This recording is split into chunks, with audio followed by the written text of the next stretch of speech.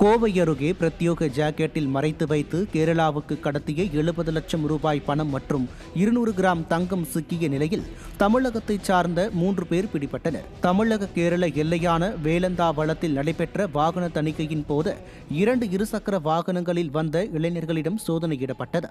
அப்போது ஒருவர் அணிந்திருந்த ஜாக்கெட்டில் நூதன முறையில் 70 லட்சம் ரூபாய் ரொக்கம் மற்றும் 200 கிராம் தங்கம் மறைத்து வைத்து கடத்தி வந்தது தெரியவந்தது. அதனை பறிமுதல் செய்ததுடன் சாகர், மணிகண்டன், சந்தீப் ஆகிய 3 பேர் பிடிபட்டனர். விடியா ஸ்டாலின் ஆட்சியில் ஏவல் துறை மீது பயம் இல்லாததால் குற்ற செயல்கள் அதிகரித்து விட்டதாக மக்கள் குற்றம் சாட்டினர். கோவையில் IPL கிரிக்கெட் சூதாட்டத்தில் ஈடுபட்ட நபர் பிடிபட்டார்.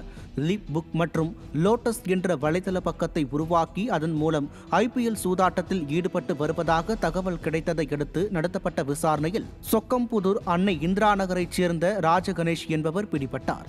மேலும் அவரிடம் இருந்து 2,25,000 ரூபாய் சொகுசு கார் சிக்கிய நிலையில் 50 லட்சம் ரூபாய் மதிப்பிலான இடமும் அவரது வங்கிக் கணக்கில் உள்ள வைப்புத் தொகை 46 லட்சம் ரூபாயும் முடக்கப்பட்டுள்ளது.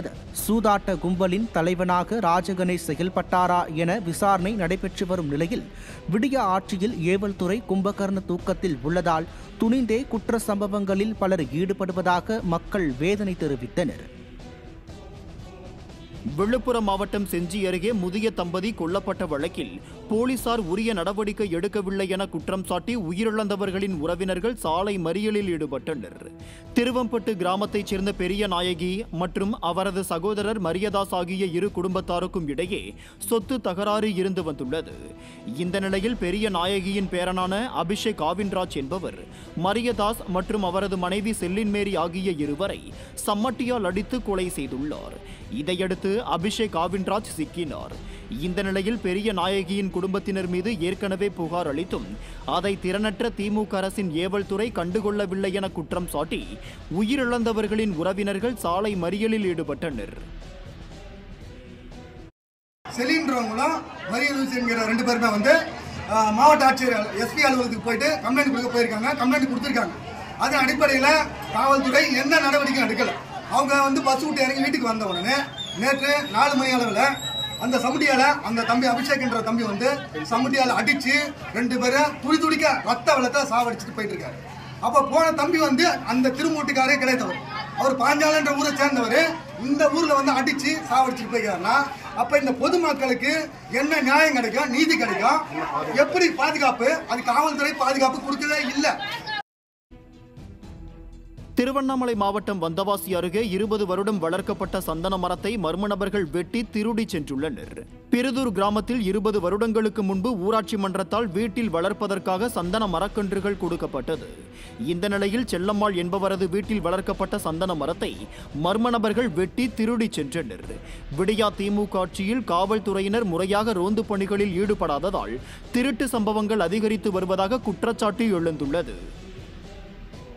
சென்னை போரூர் ஈரநில பசுமை பூங்காவில் நிறுத்தி வைக்கப்பட்டிருந்த இருசக்கர வாகனத்தை மர்ம நபர் திருடி செல்லும் CCTV காட்சிகள் வெளியாகி பொதுமக்களிடையே அச்சத்தை ஏற்படுத்தியுள்ளது.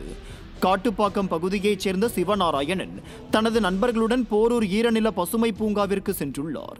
இவர் தனது இருசக்கர வாகனத்தை பூங்காவில் நிறுத்திவிட்டு நடைப்பயிற்சி சென்றுவிட்டு திரும்பி வந்து பார்த்தபோது இருசக்கர வாகனம் மாயமாகியுள்ளது. பின்னர் பூங்காவில் பொருத்தப்பட்டுள்ள CCTV காட்சிகளை ஆய்வு செய்து பார்த்ததில் மர்ம நபர் இருசக்கர வாகனத்தை திருடி சென்றது தெரிய வந்தது. திறனற்ற திமுக ஆட்சியில் அரசு பூங்காவில் நிறுத்தப்பட்டிருந்த இருசக்கர வாகனம் திருடு போகும் அளவிற்கு சட்டம் ஒழுங்கு சீர்கெட்டுள்ளதாக பொதுமக்கள் குற்றம் சாட்டியுள்ளனர். செங்கல்பட்டு மாவட்டம் வண்டலூரில் மருந்து கடையின் பூட்டை உடைத்த மர்ம நபர் 7,000 ரூபாய் பணத்தை திருடி சென்ற சம்பவம் அதிர்ச்சியை ஏற்படுத்தியுள்ளது. அண்ணா தெருவைச் சேர்ந்த முரளிதரன் என்பவர் அதே பகுதியில் நடத்தி வரும் மருந்து கடையை இரவு வழக்கம் போல பூட்டிவிட்டு சென்றுள்ளார். பின்னர் காலையில் மருந்து கடையை திறந்தபோது 7,000 ரூபாய் பணம் திருடு போனது தெரிய வந்தது. இதையடுத்து அங்கிருந்த CCTV காட்சிகளை ஆய்வு செய்ததில் கடைக்குள் மர்ம நபர் ஒருவர் புகுந்து திருடியது தெரிய வந்தது.